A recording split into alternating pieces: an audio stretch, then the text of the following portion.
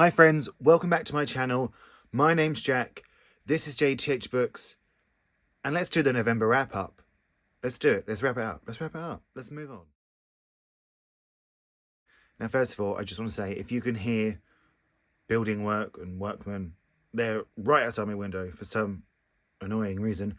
So just pretend you can't hear them if you can. That's what I'm trying to do, because they've been there all day and they're going to be there for a while. And second of all, I want to play a little game with you this wrap up. My sweet mum passed away about 4.5 years ago now, and there was nothing she used to like more than at the end of the day having a nice hot bubble bath and reading her book. And she passed that love on to me. That's where I get most of my reading done. However, she used to quite often fall asleep reading her book in the bath, drop the book in the water, and then you just see it drying on the radiator when she was done. Luckily, she didn't pass that on to me. But this month, she passed it on to me. It happened to me 3 times. 3 separate books. I fell asleep reading in the bath and dropped them. And I know she's somewhere laughing at that. I know she is. And so I want to play a little game. At the end of whether they said I like the book or not, I'm going to ask you all whether you think this is the one I dropped. I'll just quickly, give you a couple seconds to answer in your head. And I'll see how many you get right. And you have to let me know how many you get right. Because I dropped 3. 3. The shame. Now, as you know, my goal was to read 8 books this month in November to help me reach my goal of 100. And I'm pleased to say, smashed it. God, I just dabbed. Do people still dab? Do kids still dab? What's wrong with me? But yeah, I smashed it. I read 9. So, oh yeah, one more. Now, I know some of them were very short, but you told me it's not cheating, so it isn't cheating. So, shall I be quiet and show I talk about the books? Because that is what you're here for, isn't it? Not just my amazing personality. I know it's not amazing. Jack, stop. Right, book time. Let's go.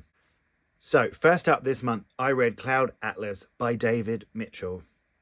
Now, I know that I'm supposed to give a little summary of what the books are about, tell you whether I liked them or not. I couldn't even begin to tell you what this book was about. I have no clue. I was just like, what? I didn't get this book. I didn't like it. It got like a generous 2 stars from me. I can't tell you what it's about. I actually just can't. And it's obviously a me problem, not the book problem, because people love this book. So many people love this book. But I didn't get it. I think I was expecting some deep emotional connection between all the stories, and I didn't get that. I'm still not really sure how some of them were connected.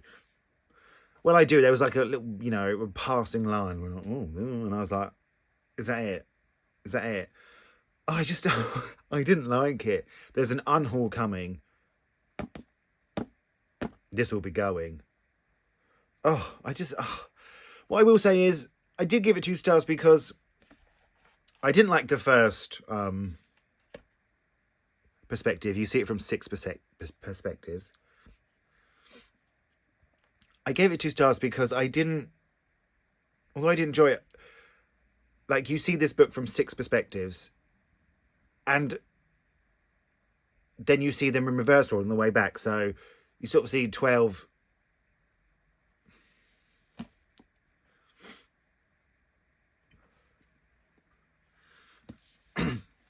Now, I gave this book 2 stars because you see it from 6 perspectives, and I enjoyed each perspective the first time you were with them. I was like, oh yeah, I get it. And, when it went to a new one, I got into it quickly, and I was like, oh no, this is fine. It was after, like, you had the long one in the middle, and then you went back following them in reverse order, and I just couldn't get into it. I just thought, what am I reading? I mean, one of the most shamelessly exciting books imaginable. I must have read something bloody different. But yeah, it just must be me. I know there's a film of this, and, people say it's amazing. I'm very intrigued to see the film. Maybe it will bloody explain some things to me, because I just didn't get it. I didn't get it. If you love this book, please don't attack me. I'm sorry. It's me. It's me. It's not the book. It's me. I'm glad you love it. Okay. So, do you think this is one of the books I dropped in the bath? I'll give you a couple of seconds to answer. Ready? It was. I don't think that's a shock to anyone. It was. You can even see, look, it's a little bit damaged. I should have dropped it and left it in there. Next up, I read Box Hill by Adam Mars Jones. Now, this is a short book. It packs a lot in, but on the back it says, the transgressive, darkly affecting love story between men. And when I think of a love story, I think of something sort of grand and epic, and it makes me feel it. And this wasn't that. This was a look at the relationship between two men when they have entered the relationship between as like a dom and sub, like sexually. Sorry, I'm very embarrassed having to say that word, and I'm sure it's embarrassing for you to hear.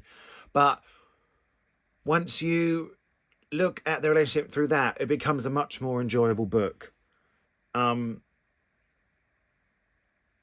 there is love in there, and it's just shown through their relationship for what it is. It's not sort of grand and epic. It's very sexual, as you can imagine, being a dom and sub. I don't know the right words. Dom and sub, it must be. It talks about trains for like 20 pages at the end. I was like, what's going on? Why am I talking about trains all the time? But I did enjoy it, and I can remember quite a lot of it. So, that's always a good sign. But what I will say is, you meet, what's his name? Colin begins a relationship with Ray after Ray is napping under a tree, and then Colin trips over him. You see it through Colin's perspective, so you're learning everything through him. But Colin trips over Ray and falls down, and then Ray stands up, and then Colin doesn't get off his knees, if you get what I mean. You know what I'm saying? Like, if you're in front of a man and you're on your knees, what do you think? And I think, listen, I'm clumsy. I've tripped over many people. You just get up and you say, oh, I'm really sorry. I didn't, sorry. But no. They started doing some sexual, and then that was their relationship beginning. And he just moved in with them the next day. It's not bad. It's not a bad book by any means. I did enjoy it. It's just, for me, I had to suspend a bit of belief for these things to happen. I'm sure they did happen. Maybe someone's watching and be like, yeah, that happened to me. And, good for you. But I've tripped over many people, many things. Nothing like that's ever happened to me. But, yeah, once I changed my way of looking at it, I enjoyed it much more. And it's a short book. It's, let's have a queer book read, which I want to do this year. So, do you think this is one I dropped in the bath? It wasn't, which is a sign I enjoyed it, right? Next up, for my non-fiction for this month, I read How We Fight for Our Lives, a memoir by Saeed Jones. This was a 4-5 stars for me. Absolutely loved it. It has been a while since a book just made me cry, and this did. I wish I had the... wish I could read it to you. I wish I had the page. I feel like it's 134. If it is, we'll go nuts, something. Oh, it wasn't that. I am going to read you the bit that made me cry just instantly. It was just instant tears. So I think just when you're a queer person and you feel so alone as a child when you're queer, and when you read an experience that makes you realise you weren't alone as a kid, it's just really affecting. It just really moved me. So I will read it to you. Let's hope I don't stumble too much or cry. You never really forget your first, where and when and who you were. 16 years old at the football game, 26 outside the bar, 12 on the playground, or who they were, all the boys with mouths shaped like knife wounds, the men in scuffed boots, the ones who looked like your father or your brother. You never forget your first, because the memory in its way makes you. It becomes a spine for the body of anxieties and insecurities that will follow, something to hang all that meat on. Before you were just scrawny, now you're scrawny because you're a... Before you were just bookish, now you're bookish because you're a... Soon, bullies won't even have to say that word. normal friends as they start to sit at different lunch tables without explanation. There will already be a voice in your head whispering for them. It's just absolutely brilliant. I've got teary-eyed now. It's just stories of Saeed accepting who he is and all of his experiences of being queer and losing his mother, which, you know, towards the end, this really sort of triggered me a little bit because some of it was so... Well, no, it wasn't similar to where I lost my mum, but the feelings he had really just reminded me of that time. It was quite hard to read for me, but I just think this was an absolute knockout memoir. It was a hard read at times, and it goes into sort of the sexual violence and all the sexual experiences, but I'm so glad I read this. I've read some really brilliant memoirs this year, and this is absolutely one of them. A full 5 stars for me. Did I drop it in the bath? No, I did not. I'm hoping Saeed was writing a novel or something because I want to read it. This is so beautifully written. So yeah, if you're watching this, Saeed, you're not, but you know, you've got a fan waiting for more work. Next up, I read Never Been Kissed by Timothy Janowski. Now, this is about Ren, who has never been kissed. He's had a few opportunities, but he is waiting for the perfect kiss, the romantic movie kiss. And then he sends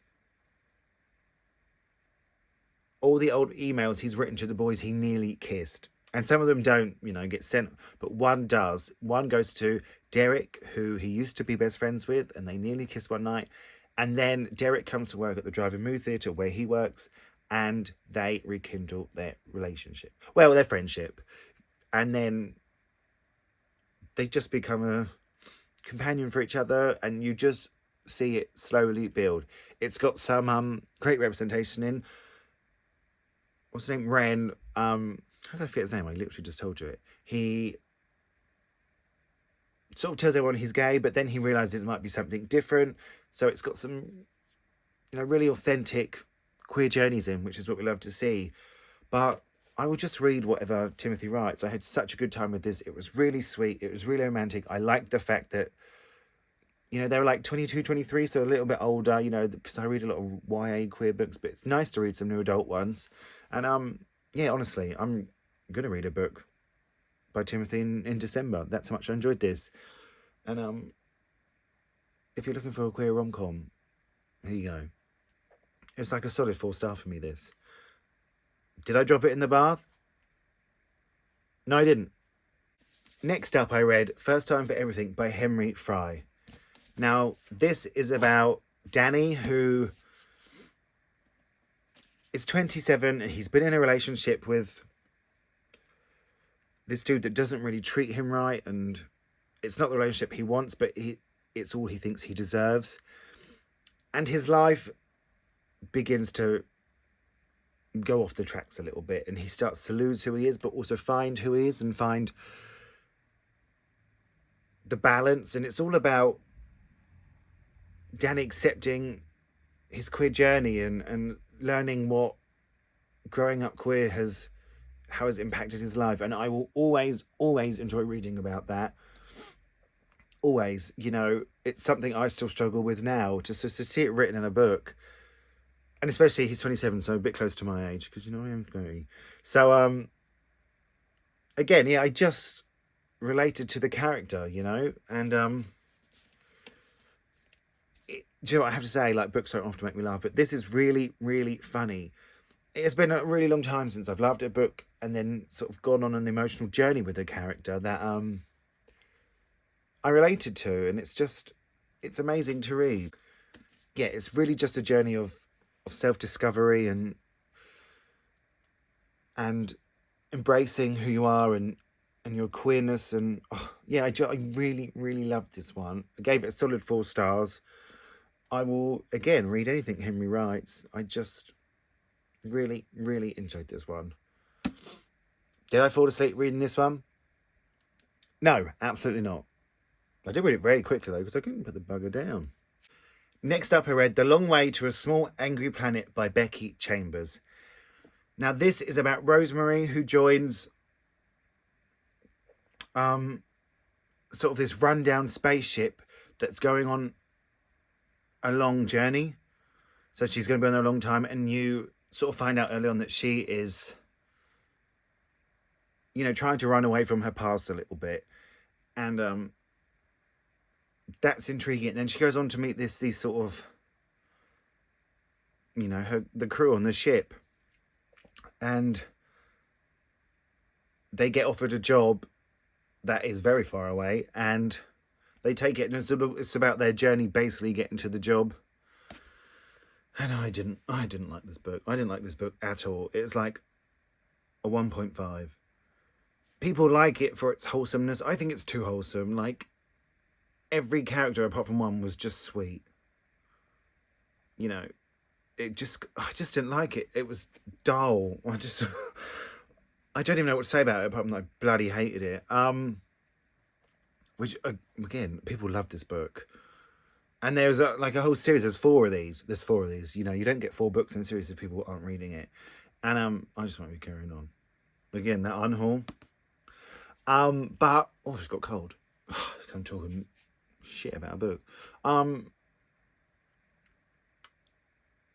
Yeah, all the characters are like sickly sweet. And then but they had like they were sweet but hiding something. Sweet but telling a lie, you know. And I just didn't get it. I thought it was all nonsense. Maybe I just like space books. But oh god, this was not for me at all. And the whole point was them, you know, they get this job early on, they travel to do it, and they kept making unnecessary stops. This book was just being dragged out, and then they got there, and I don't even know if they did. I can't remember because I hated it so much. I think it was just awful. That was harsh. I'm sorry, but I didn't like this. I won't be carrying on. Oh, it was just it was dull. It was boring. It was too wholesome. It felt fake. It was nonsense.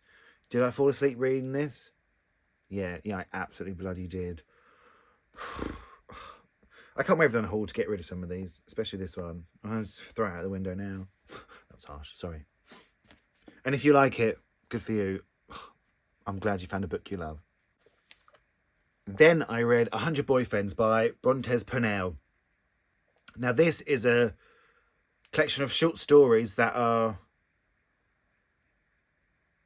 sexy and filthy and you know, there's not much else to say really. I will have to say I must have known, but I guess I forgot that this was a collection of short stories. And I read the first, you know, and I thought, what is going on here? I have no idea how this is all making sense. And then I saw that it was short stories. And that was much clearer to me. It's not my favourite collection of short stories I read this year. And again, it is very filthy. Every story is about sort of sex in some way, apart from maybe one. But I liked that the stories were all, even though they were short, some of them were literally like half a page, but they were all sort of, did have depth to them in a way, and sort of, a lot of them were tinged with loneliness and sadness, and I really enjoyed that. I know that sounds a bit weird to say, but I do. It gave them so much of the meaning. It didn't just feel like they were filthy to shock you. It felt like, oh, they do have something to say. And I now have another 2 books by this author to read, so I'm glad I enjoyed it enough to carry on. Yeah, I would recommend it. It's very, you know, you have to, don't know when catch reading it. But yeah, it's another solid short story collection. I'm excited to read what else Brontes has written, and it's published by an independent queer publisher, so we want to support them. Cypher Press. Look, I love this slut of a book. Yeah, that's what it is, a slut of a book. But it's a slut with some heart. Now, did I fall asleep reading this? Yes, I did. Those are 3. Even though I enjoyed this one, I must have just been tired that week. I must have just been tired. Because, although it did sort of like bounce off me and woke me up. But I still fell asleep. But yeah, I'm excited to read more from this author, and that is always a good sign. Then next up, I read the book that you all voted for. You had the choice between The First to Die at the End or Tomorrow and Tomorrow, Tomorrow, and you voted for Tomorrow, Tomorrow and Tomorrow. And I enjoyed this. I did. I didn't love it. I thought it was going to be like a solid 5-star because so many people are feeling that. But I've given it a solid 4 stars. It is the story of Sam and Sadie, who meet when he was in the hospital when he was young, and she was there visiting her sister, and they meet playing video games, and then they fall out, and time passes, and they meet again, and then they decide to create the video games together. They become a big gaming duo, and there's so much I enjoyed about this novel. I enjoyed Sam and I enjoyed Sadie.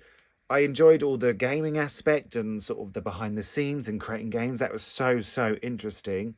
And I enjoyed Sam's journey separately and I enjoyed Sadie's journey separately. But to have them together, I just thought they were a nightmare. It was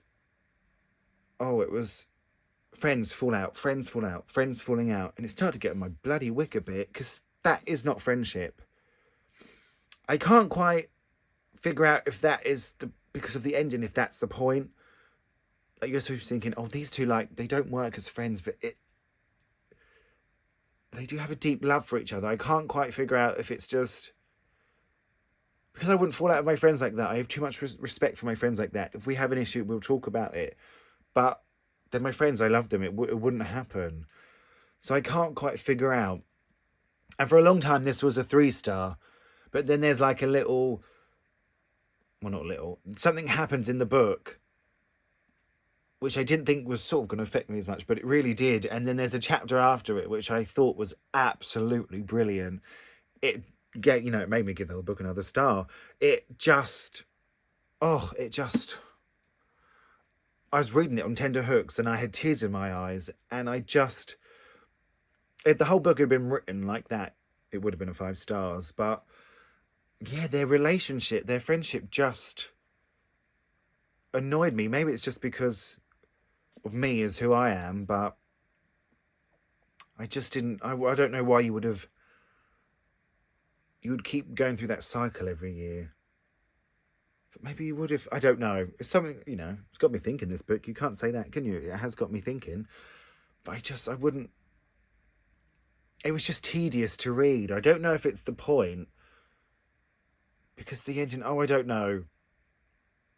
It felt toxic. I can't decide if that's the point the author was trying to get across. If you've read this and you think that was the point the author was trying to get across, that is toxic and they shouldn't be friends, or you just felt like part of the course in this friendship, let me know, because I need someone to discuss this with. But again, I certainly not hated it. Really enjoyed most of it. That's why it's a 4-star. And I'm glad I read it. And thank you so much for voting. The TBR for this month is up. I'll link it down below. If you want to vote for that one, please do. I can't remember what the choices are now. Oh, House in the Cerulean Sea or Legends and Lattes. One is a clear winner. So if you want to go vote and shake things up a bit, please do. It'll be linked down below.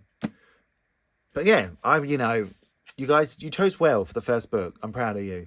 So thank you. That was the 8, but I managed to sneak one more in.